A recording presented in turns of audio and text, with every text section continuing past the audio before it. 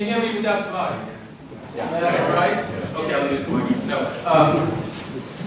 Yes, I'm talking about a new book. Here it is. There's Dark Star Rising, Magick and Power in the Age of Trump.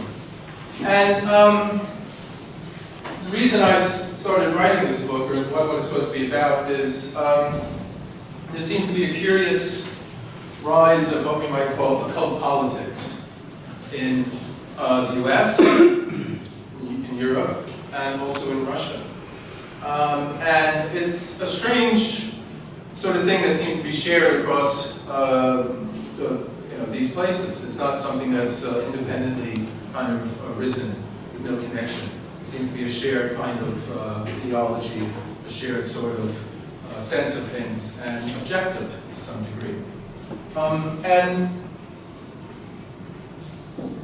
some time ago, what's a bit bigger, I wrote a book about politics and the occult and the relationship between the two. And it's a book called Politics and the Occult, and that came out about 10 years ago. Well, it did come out 10 years, in 2008. And the political landscape was rather different than it is today.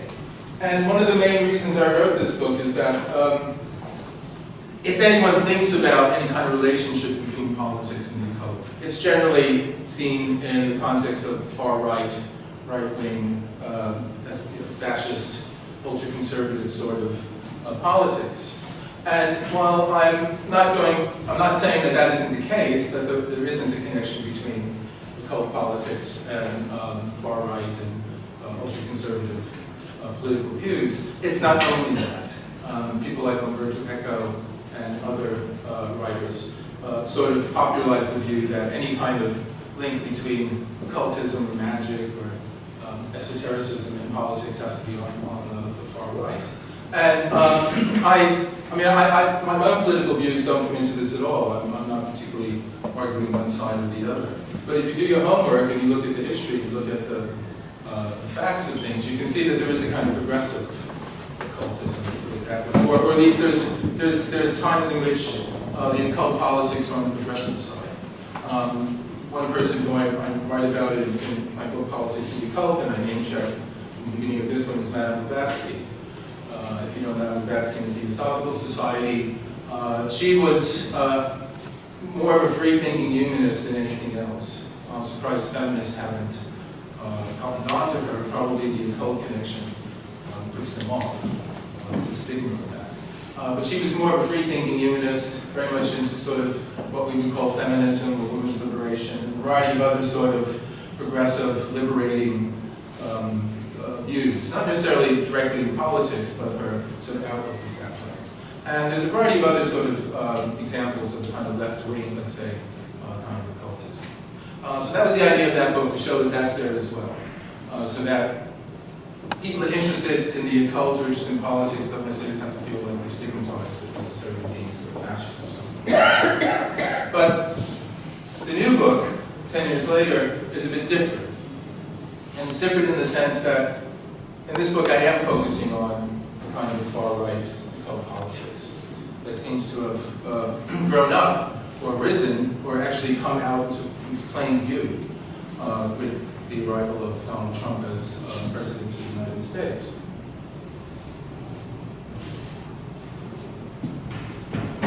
And what I'm going to do now is kind of walk you through how I sort of got into writing the book.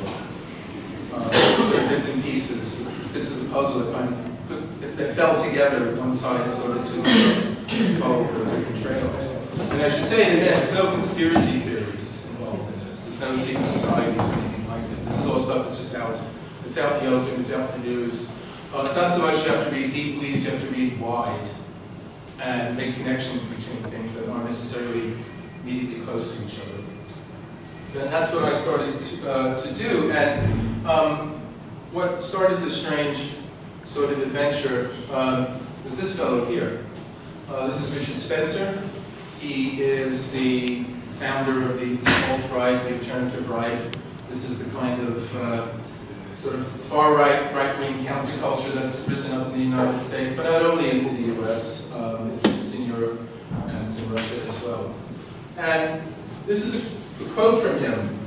And one of the weirdest things that happened after the very strange thing of having Trump being elected was that not too long after the election, it was the annual meeting of the National Policy Institute. Now that's a very innocuous name for an organization that many people feel is more sort of far-right, conservative, white supremacist, white nationalist, and so on and so on. Spencer happened to be, I don't know if he still is, but at the time he was the head of the NPI. And very soon after Trump's election, they had their annual meeting at the Ronald Reagan Building in Washington. And at the start of the meeting, Spencer addressed the crowd, and he was flushed with this wonderful sense of, triumph because of Trump's victory, because the alt-right and all of its fellow travelers were very much behind Trump getting elected. But at the start of this meeting, he addressed the crowd and he declared that, we made this happen. We willed Trump into office. We made this dream our reality. And in a very direct sense, he was taking responsibility for Trump's election. And then he called this, addressing his crowd, our victory of the will. Now, if that wasn't enough to raise some eyebrows, a very enthusiastic response from the crowd certainly should have, because many people in the crowd stood up. And this is about 200 people. It's about, 3 or 4 times as many people in this room. Stood up and did the sort of Nazi salute, which Spencer later explained was really a Roman salute. But they did this, and they were very, very excited about what had happened. And this wasn't something that was hidden. This wasn't in some weird, off-the-wall website. This was in all the newspapers. This was in The Guardian, The Independent, it was on CNN and everywhere else. So this was kind of, mainstream news. But what really got the most attention in the mainstream was the whole victory of the will and Nazi salutes and all that kind of thing. But among all the kind of, media reports about this, there was one that caught my attention. And it was by a fellow named Harv Bishop, who is a New Thought blogger. And he writes about this philosophy that goes under the generic name of New Thought. Other names, mind power, mental science, we'll get on to some others. And these are some of the sort of founding figures of New Thought. We have Mary Baker Eddy over here, who was founder of Christian Science.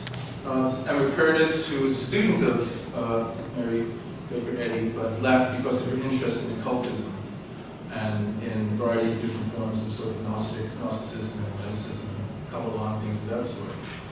And the gentleman on the end was a veritable sort of army of New Thought authors. His name is William Walker Atkinson.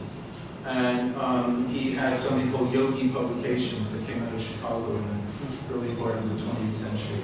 And he wrote book after book under a whole slew of different pseudonyms.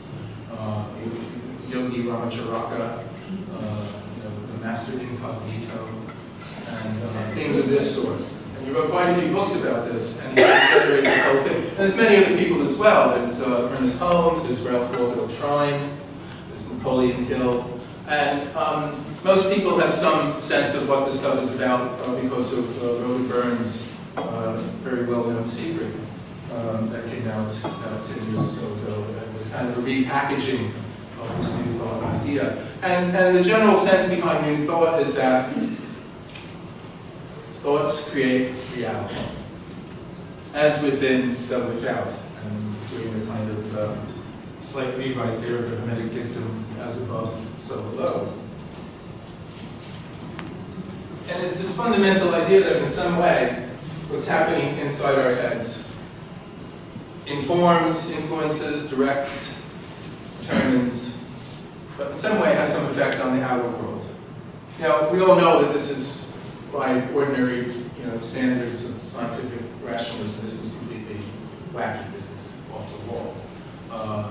We all know that consciousness is like a little puddle, inside my head, inside your head. So we all have a kind of little puddle there, and we all have our own little consciousness. Or it's like an empty flat.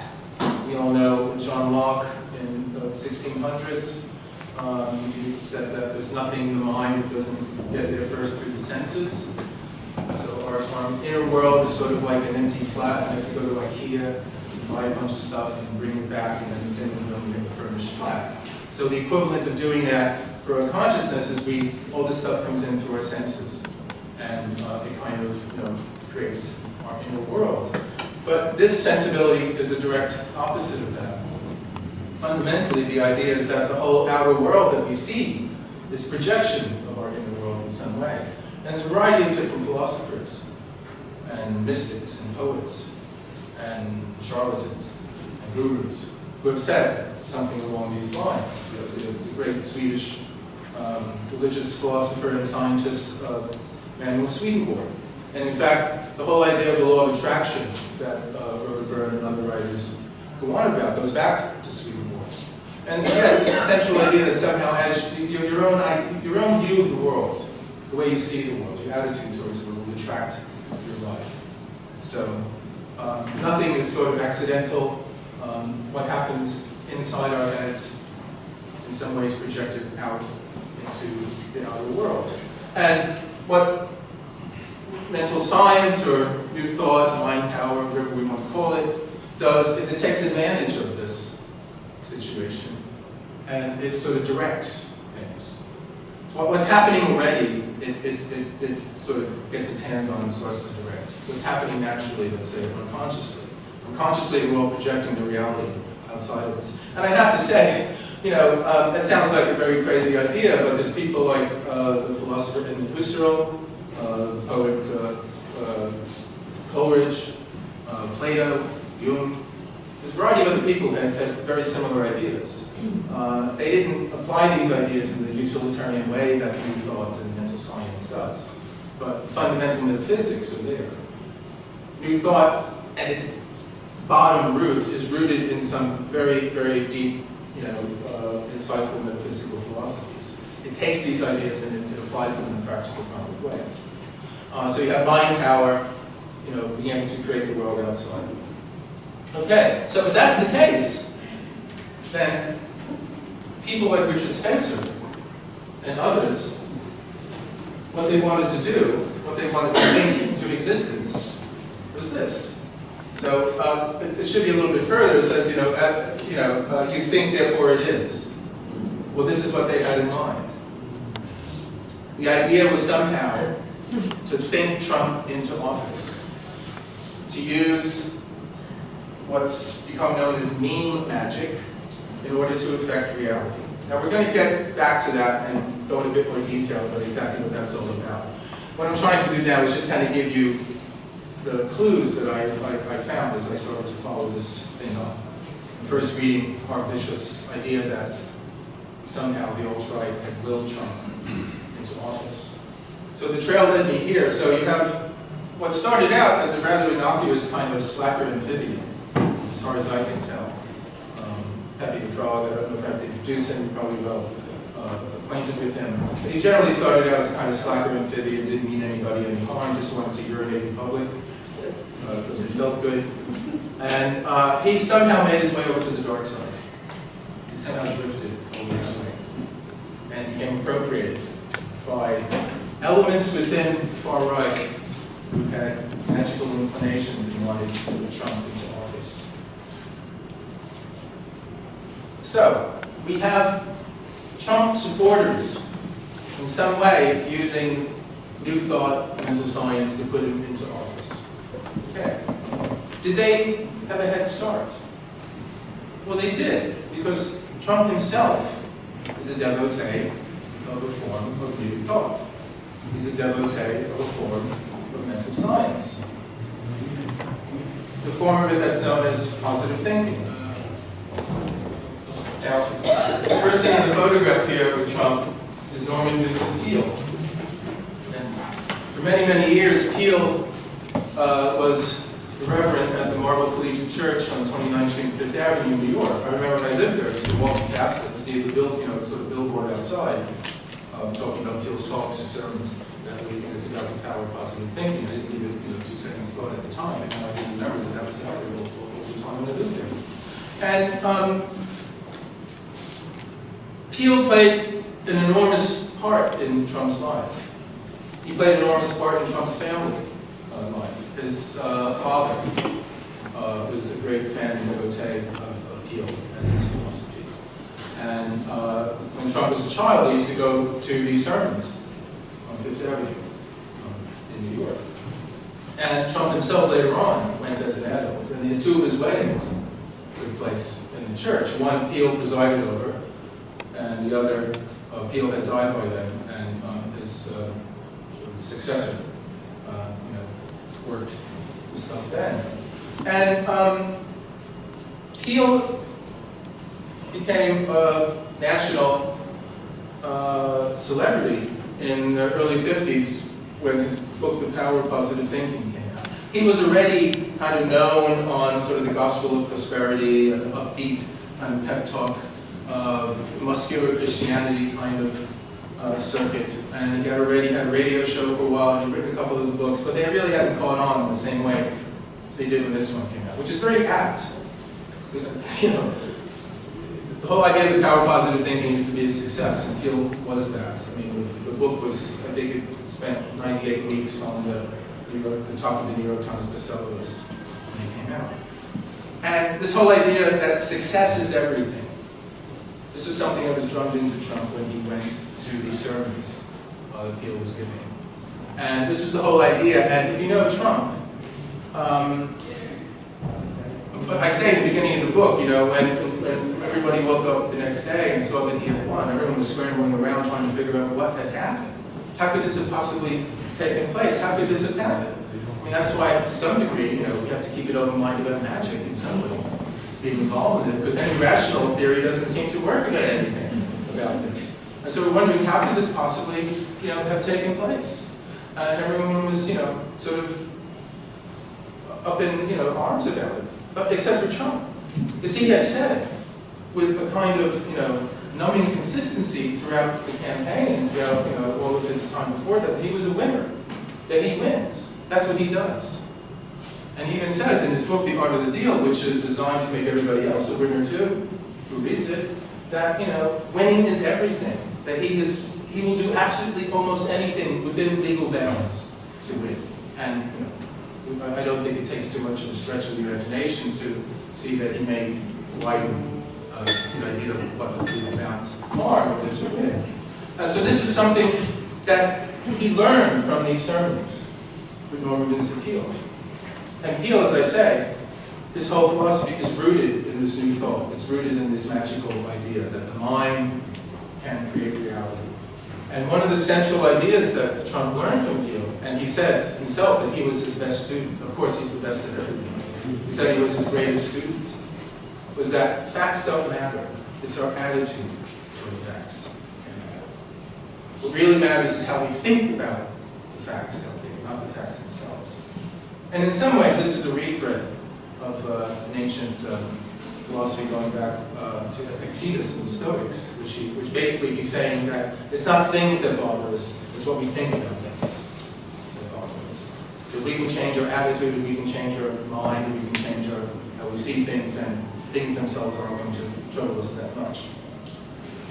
Okay, so we've got Trump as a devotee of positive thinking. We have Trumpians around him who want to put him into office as following forms of new thought and positive thinking. So what else comes into this mix? Well, as I kept reading all this kind of stuff, it struck me that there's a lot of the aims and a lot of the techniques and the practices associated with new thought positive thinking weren't that different from what's known as chaos magic.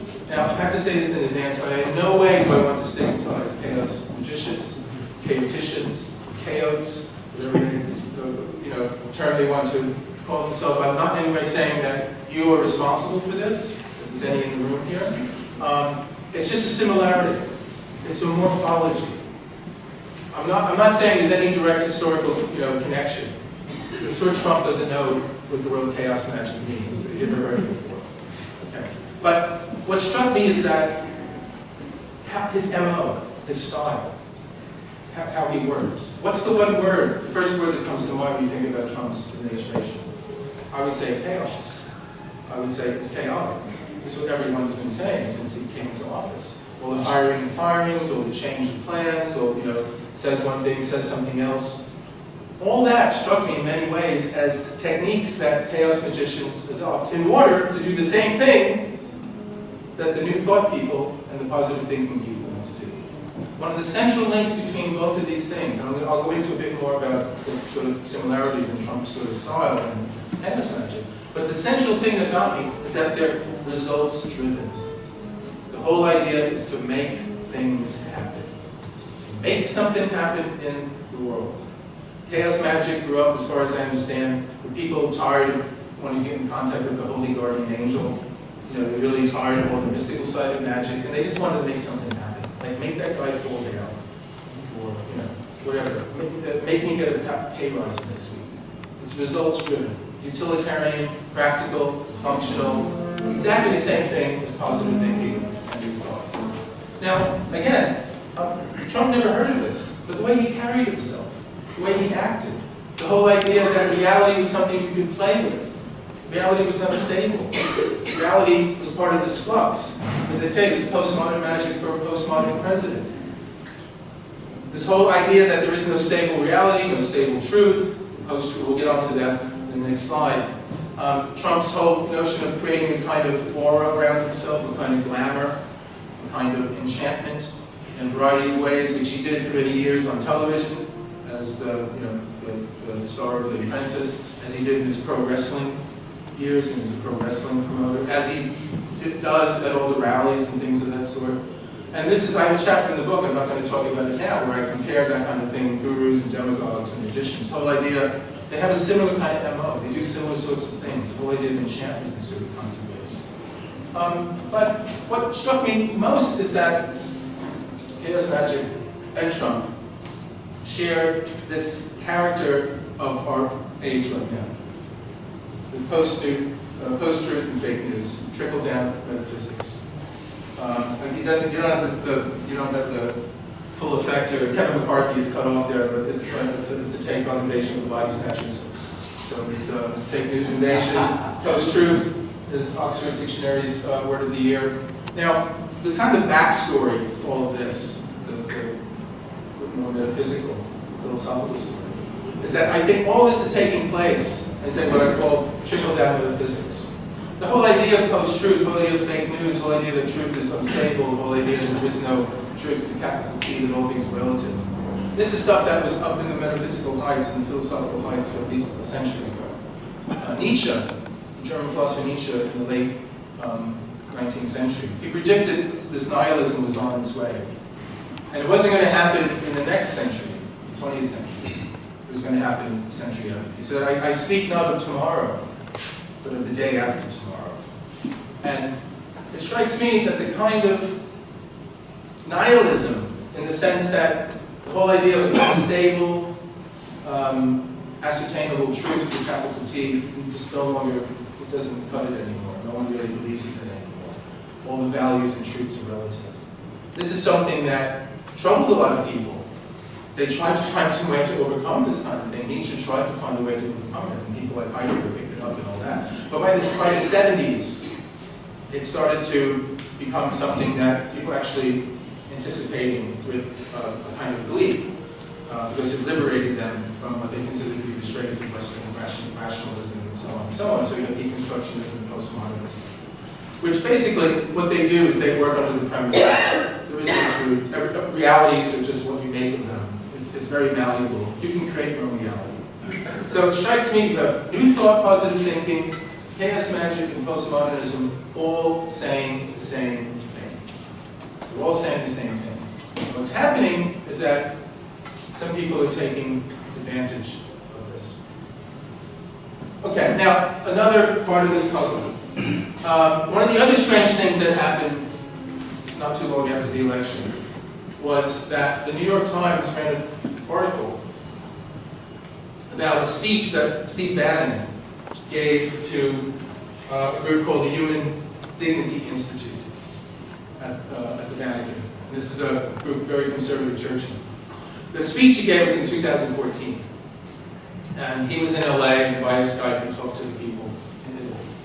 And what was interesting for the New York Times about this speech was that in the midst of the usual rhetoric about the global Tea Party movement and the need to fight Islamic fascism and the need to sort of set up stronger borders so that the immigrants aren't going to flood our country, much like Trump is afraid we're going to do now. In the midst of that, Bannon name-checked this gentleman over here. That's Baron Julius Evel. And Baron Julius Evel, I emphasize the Baron because he affected a rather aristocratic air and a sense of elitism that set him apart from the rest of what Lloyd here. And you can see his monocle. He's wearing it, so he takes himself very seriously. But Baron Julius Evel was, if you know who he was early 20th century Italian esoteric thinker who had political leanings that went very far right. He tried first to ingratiate himself with Mussolini, and then with National Socialism. He gave up on Mussolini because he thought his fascism wasn't fascist enough. He criticized Mussolini in print. That was dangerous to do, but he wasn't criticizing him for the reasons I would hope most of us, and I would think most of us need not to criticize fascism. He criticized him because it didn't go far enough.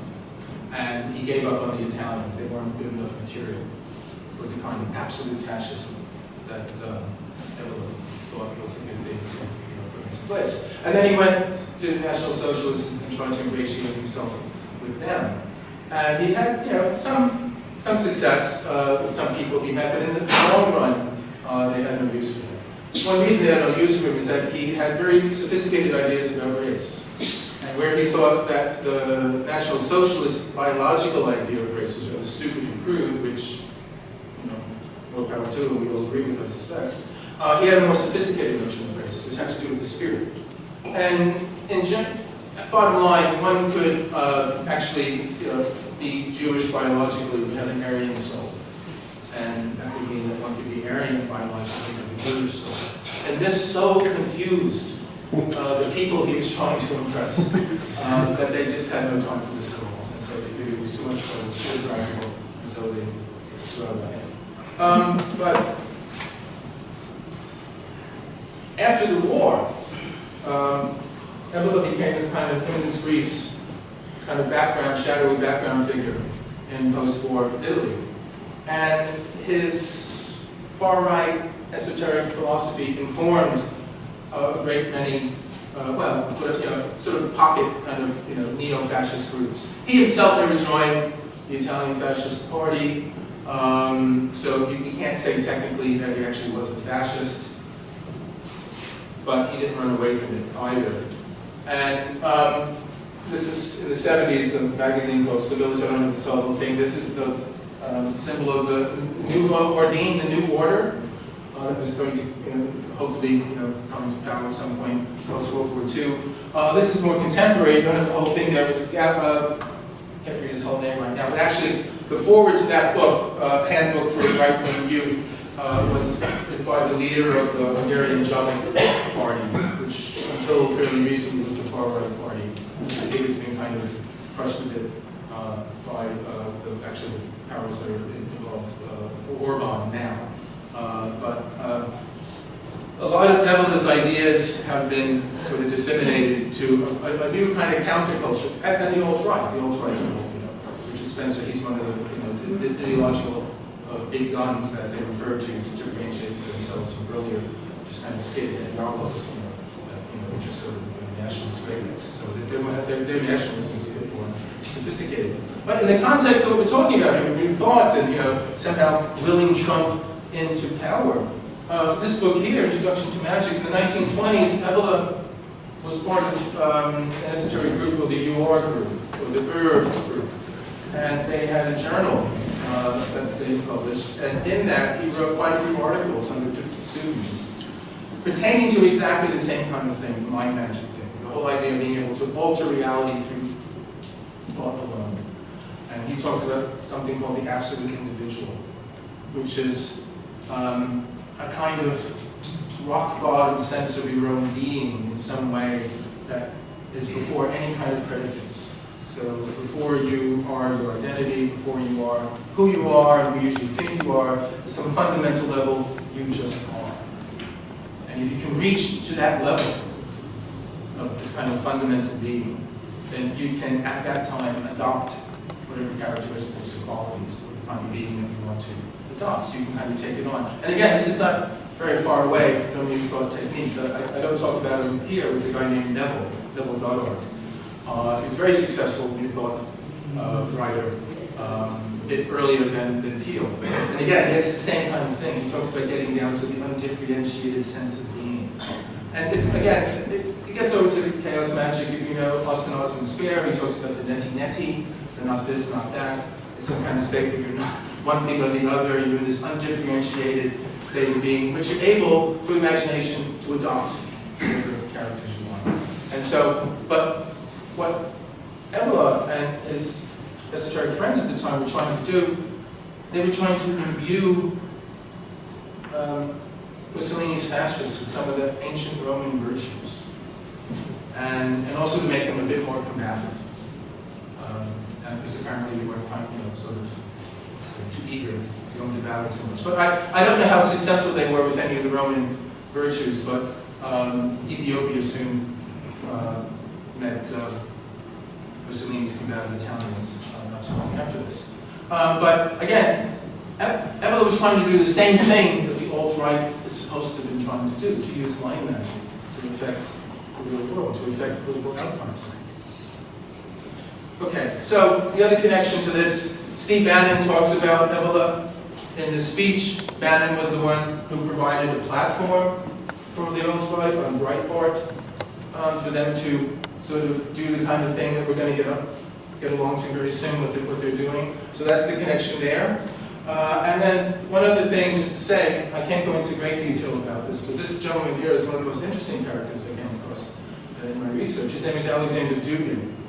And in the speech that Bannon gave to the Human Dignity Institute at the Vatican, the context in which he name checks Evola is an allusion to this gentleman. And he's talking about Putin. Over there, he's sort of he's half complimentary, half sort of wary about Putin. But he says that he does like Putin, that Putin stands for traditional values. And he says that he has someone in his orbit that reads Julius Evola. And what happens there is Bannon is conflating what we know of traditional values in the conservative sense, and a philosophy known as traditionalism that Evola is a advocate of and exponent of. And this gentleman here, Alexander Dugin, is also a devotee of. But he's also a devotee of chaos magic. He has the chaos star incorporated into much of the sort of propaganda he uses. I can only give you a slight idea of the chameleon-like career of this gentleman, Alexander Dugin. He has a kind of Lego approach to ideologies. He's a quick change artist. In true postmodern fashion, he picks and chooses from a variety of different political ideologies, mostly far right. And as he says, he takes out the good bits from National Socialism, or the good bits from fascism, or the good bits from Stalinism, or the good bits of other sort of authoritarian. And there's good bits in those. There's absolutely no good bits in liberal democracies. That's it. The West is completely decadent. And he's trying to put together a kind of new political theory that will somehow transcend the dominance of Western liberalism. As if you know Francis Fukuyama's book, The End of History, that came out in the early 90s, this whole idea of the collapse of the Soviet Union, history had ended in the sense that the spread of Western ideas of freedom and liberal democracy going across the globe. Well, someone like Dugin is completely antithetical to that. He hates that idea. He thinks that's nothing but decadence. And he wants to fight that. And one of the ways that he fights that is through spreading a kind of chaos ideology. And he himself uses a kind of mind magic. I can't go into detail here. It's in the book, and I'm actually working on a follow-up to put out these ideas. But of all the people I sort of talk about, it strikes me that he's had the most actual effect.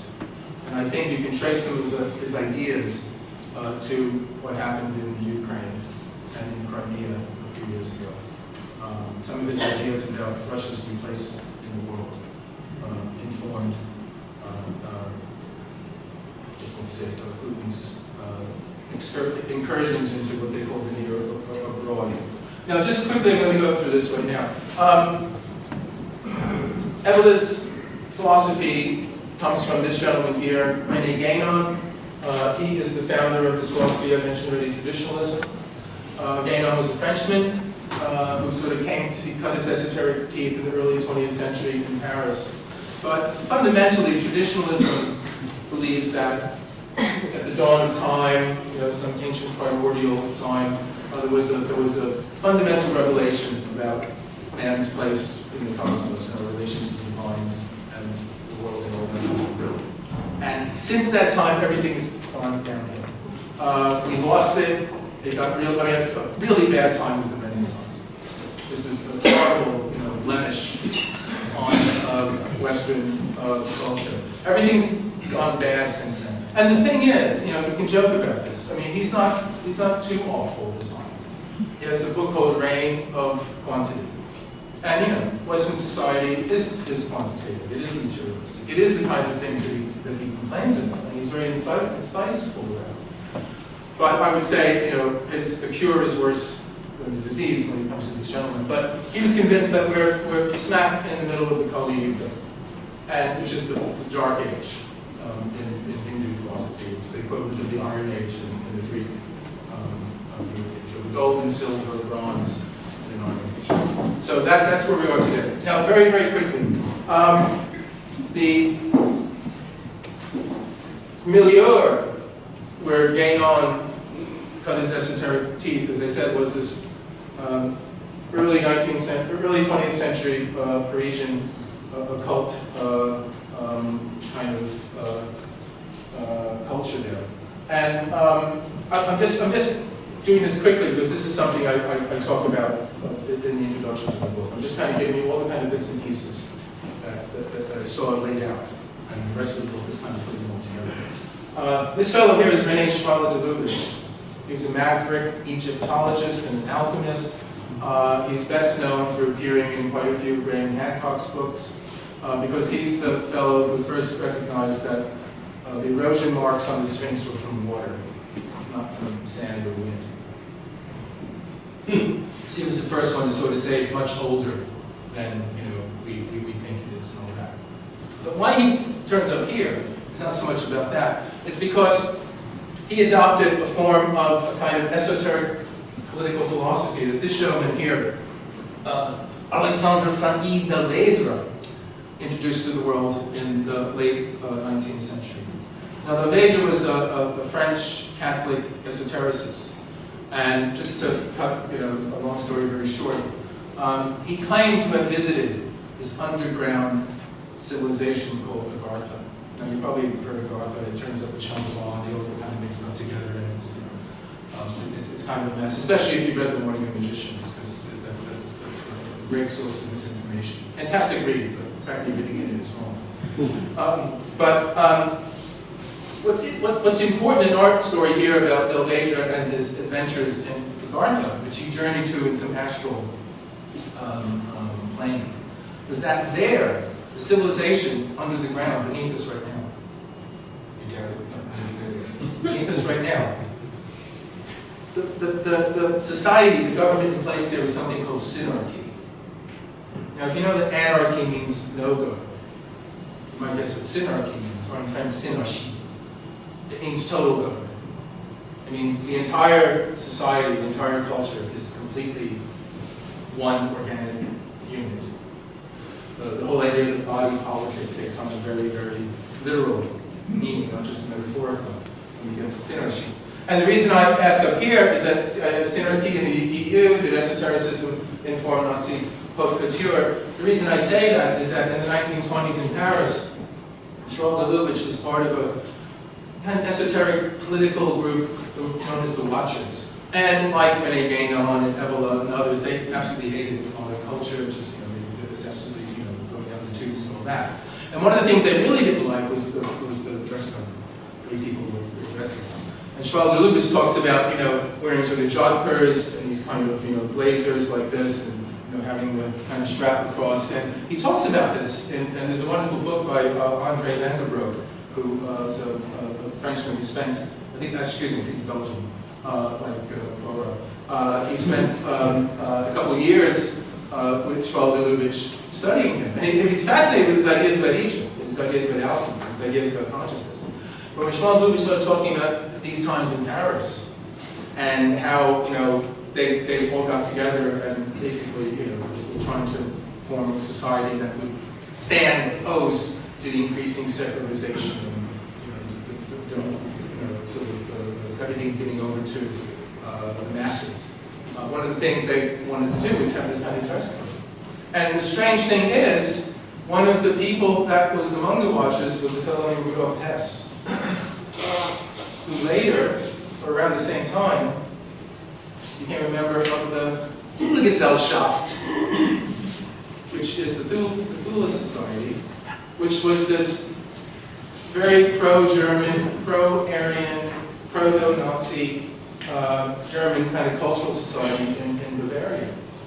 And so one wonders, and we know what Hesse went to after that.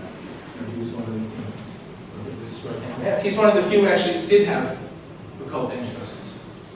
There's no evidence really that Hitler was interested in the occult, although he had fantastic, insightful, intuitive knowledge of the horrific human psyche. He was able to use that, much like the gentleman we'll get around to again soon.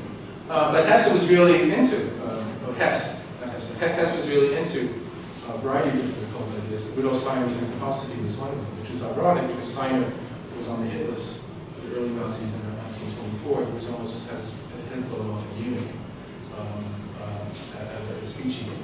And so the whole idea that somehow this, and the thing about this synarchy was that it's that kind of government, it's that kind of organic view of society that people like Evelyn, people like Dugin, people like Guénon, they want to put in place, or at least they feel is preferable to the kind of, fragmented Western democratic, what they see as atomized, which individuals all doing what they want to do. There's no kind of cohesion. We're all out for ourselves rather than some kind of, and we're all, we're not in the right place. There's a kind of caste system idea, synarchy kind of thing. Okay, so that's kind of the background. So let's get back to this whole idea about thoughts or things. Yeah, they are things. This is some illustrations from a classic book on thought forms by Annie Besant and Charles Ledbeater. And again, it's the idea that sort of thoughts, whatever you have in your head right now, whatever I have in my head right now, they're not these kind of airy nothings. As I've said in some interviews, it may be the case that unlike Vegas, what happens in the mind doesn't necessarily stay there. It goes out into the world. This is something that, again, we're unconscious of. We're not aware that this is the case. We look out outside, we open our eyes, we look out, and we take it for granted that that world is out there. It has nothing to do with me, nothing to do with my mind. I'm not somehow involved in making it happen. That's true, not on the surface level of our consciousness, not on the immediately voluntary level of it, but deep down, some deeper level. Many philosophers have said that's actually not the case. Kant is one, Husserl is one, and others. I can't go into it in great length, but again, this whole idea that somehow what's happening inside our minds is informing the world that we perceive. We don't know what's happening, so we open our eyes and we're not aware of our contribution to the world we see around us. We think it's just happening. We have nothing to do with it. It's oblivious. But they're saying that's not the case. Okay, so the whole mean magic thing, the whole thing with Pepe the Frog, that comes about because something called synchromysticism is seen to be happening. What is that? Well, it's basically a kind of techno-retread of Jung's idea of synchronicity.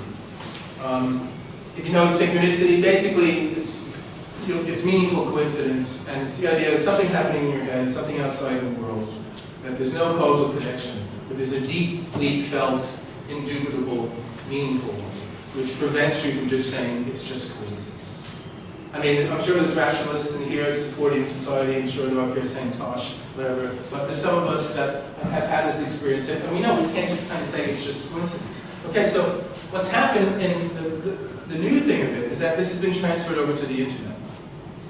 So instead of my individual imagination, my individual mind somehow being involved with synchronicity, there's this kind of exteriorized imagination that's the internet.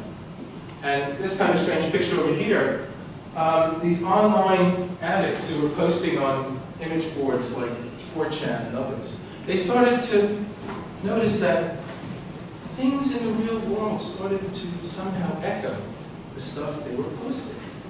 And they have a very morbid sensibility, and kind of dark humor. And one of the things they noticed was that stuff they were posting about the film Dark Knight Rises, the Batman film. There's a whole thread of Bane posting. And they were fascinated with the opening of the film. You know, ostensibly, Bane is being flung to prison, but he's really in charge and takes over and, crashes the plane and all that. What these people noticed was that, well, in 2015, there was the tragic German Wings 952 flight, which crashed in the French Alps. It crashed near a town called Bane. One of the crash site investigators was named Bruce Robin.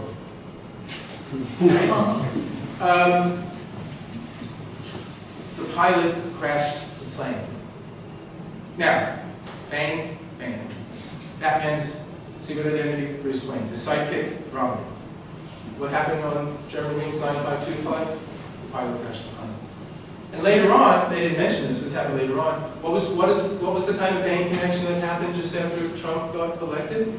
He's giving power back to you, the people. Isn't that happening in the Bane? I mean, it's in the Fortean Times. Somebody put it there. Yeah. So that was there. So I mean, it even overlapped what these guys were aware of. But they said the idea went from, well, this just happens without us trying to make it happen. And we make it happen. Well, some people said you could. And how they were making it happen was through using this character here, Pepe the Frog. He's the meanest meme around in his guise as Kek, Egyptian god of chaos. Things are very strange. This is a very deep rabbit hole. I'm not making this up. All you have to do is look for this stuff and you will see it, it's there. Now, what happened was the idea that if they posted enough images of Pepe up there, with Trump, part of his entourage, there's pictures of him as president, there's pictures of him as Aleister Crowley, a magician, who actually is kind of grandfather of the chaos magic. We'll talk about that in the book. They believed they were making it happen, and they also felt they were getting approval. One of the strange things that happened was that whenever they posted something about Trump or about Pepe on these image board sites, it's all anonymous. There's no name, and you get a number. You get an 8-digit number. What they noticed is that they started to get double numbers, triple numbers, quadruple numbers. I don't know if anybody got a straight 8, but all the posts about Trump, all the posts about Pepe started to get all these double numbers. And it was as if they were getting some strange approval. Now, who were they getting approval from? That's the weird thing.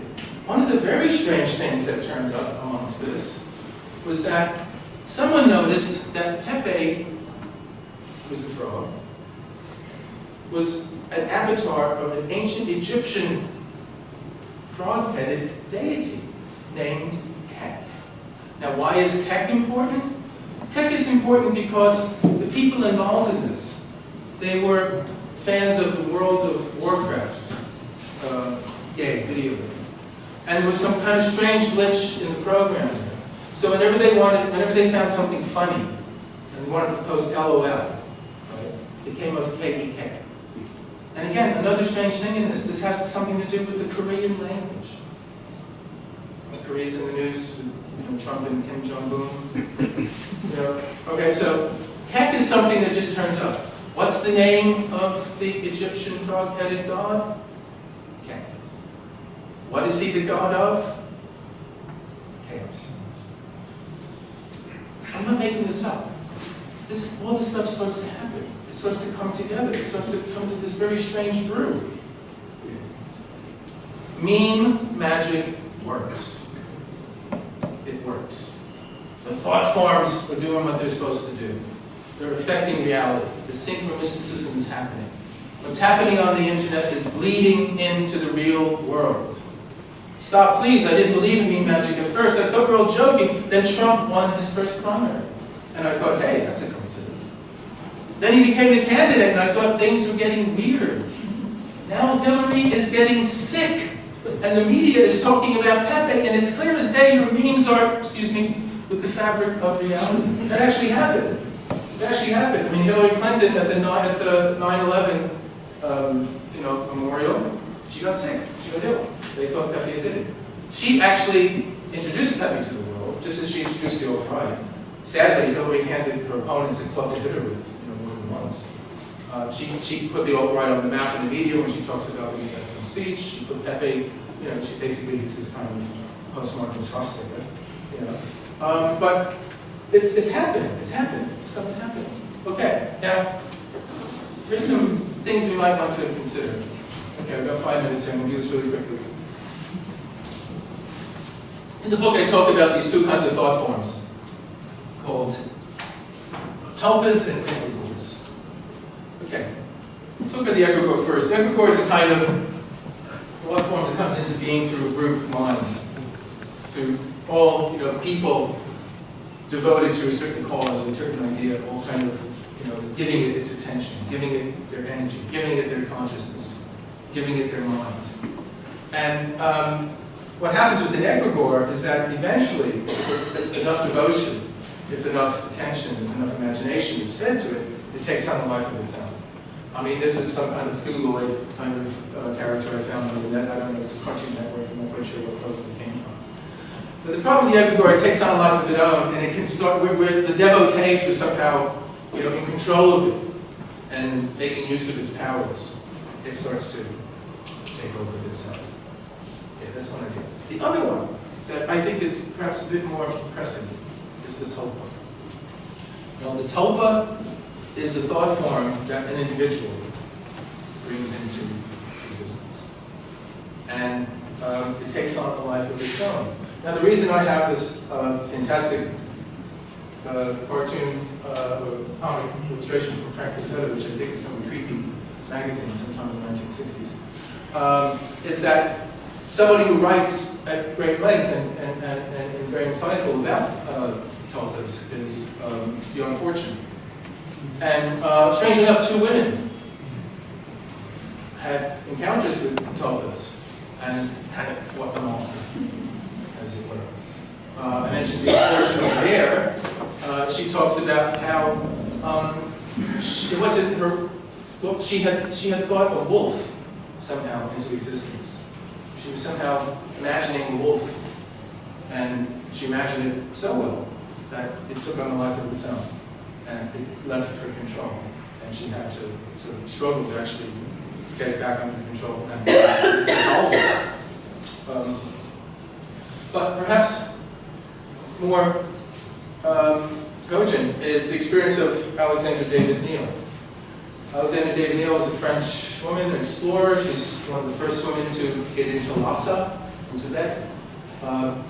Matt Blavatsky says she was in Tibet, but it's kind of hit and miss whether she was or not, but Alexander David Neal actually was.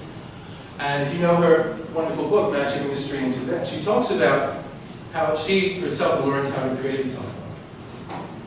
And she talks about creating a monk. I don't know if it's that one there. I don't know if tulpas or photographic on the book.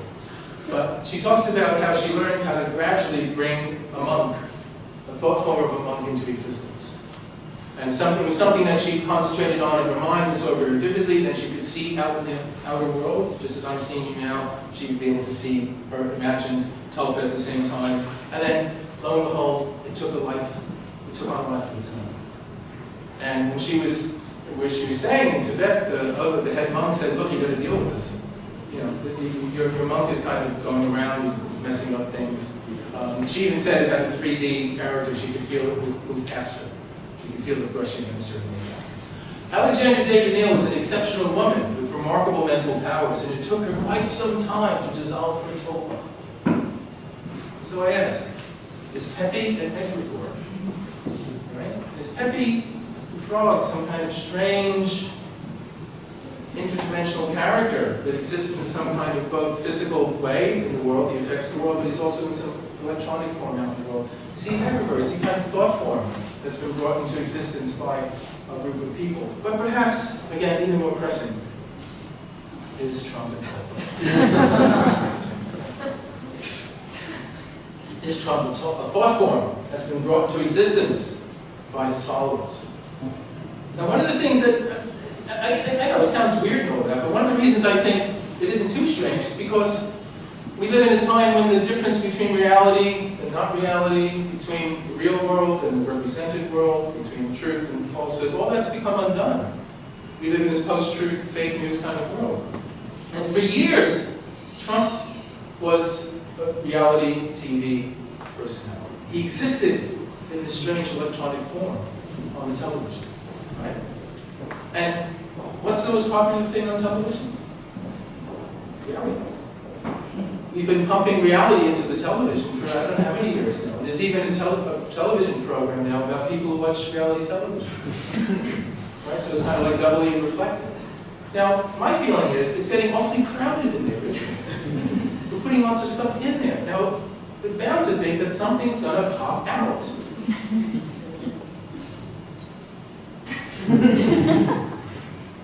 I wonder if Trump has popped out of the television.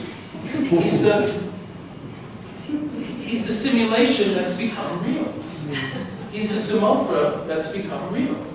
And we live in an age when this kind of stuff could possibly happen.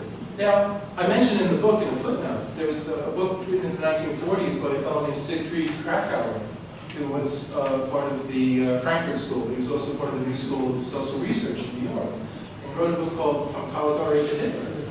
And the idea of the book was all these fantastic films in the pre-National Socialist period, like Cabinet of Caligari, or the Dr. Mabuse films, or Metropolis. They all have this kind of, big figure in the background who's controlling everything. Who's, sort of, the leader. And Krakauer's thesis was that these films somehow primed the German populace for having the Führer. Now, I don't want to make the analogy too tight, but I wonder, Trump's years on reality TV as the apprentice, when he's in his position of power, he can hire and fire, which he did pretty rapidly, and has done, and that whole activity is one of the things that leads to say this whole approach is very chaotic. So that's the question I think we should all consider. Now, if that is the case, and if we don't like tulpas, what can we do? Now, this is from Dion Fortune's book, Psychic Self-Defense.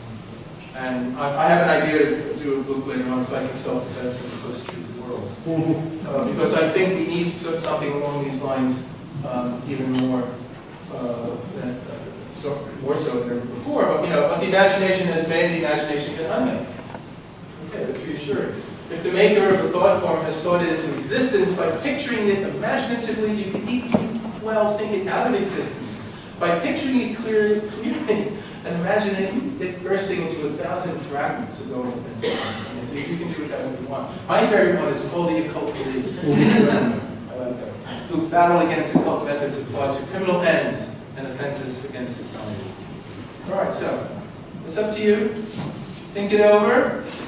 I have a plug for my other book, Lost Knowledge of the Imagination. Strangely enough, as I was just finishing writing that book, the last chapter, all the stuff about Trump getting elected, and all the stuff about Richard Spencer willing Trump into office, and the stuff about Evelyn getting name-checked in the New York Times.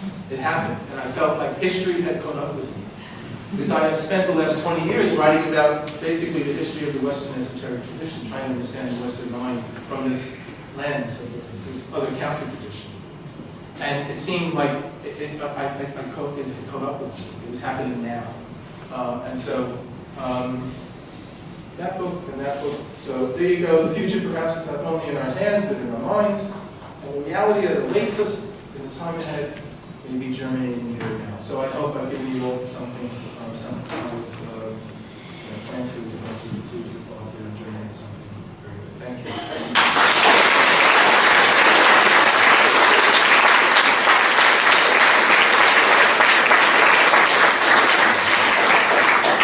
I was just going to say, if by some strange reason you happen to want to buy a copy of the book, you have to do it now. Because after the Q&A, they're not doing it, so here you go. Thank you. Thank you, Gary. Yeah, so we're going to take a break for books and stretches and a bit of cool air. Come back here in about 15 minutes. Got any questions, comments, thoughts about whether it's a magical conspiracy or a illumination? Not sure.